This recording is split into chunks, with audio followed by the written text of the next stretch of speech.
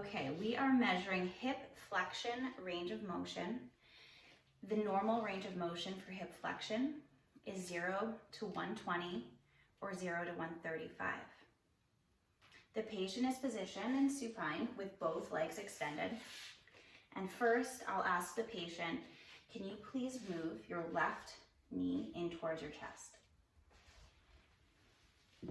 What I'm looking for is whether or not the patient's moving the pelvis into a posteriorly rotated position. Go ahead and lower your leg. And I may ask them to do that again. So go ahead and bring your knee into your chest.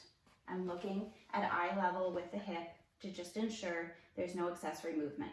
And then extend your leg down.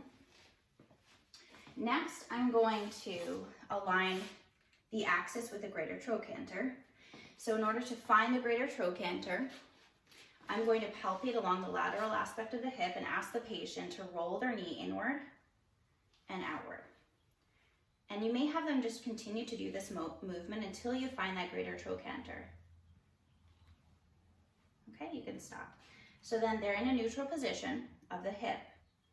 I place the fulcrum at the point of the greater trochanter. This stationary arm is aligned with the lateral aspect of the trunk. And the moving arm is aligned with the lateral femoral condyle of the femur.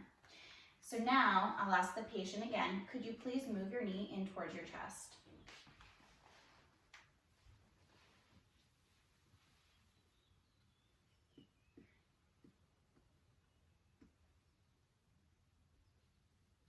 And then I'll make sure that the goniometer is still. So I have my thumbs over the moving arm. And I'm going to take that away because his pants are dark, it's hard to see. And you can go ahead and rest. And I'm looking now at the moving arm, at the distal end of the moving arm.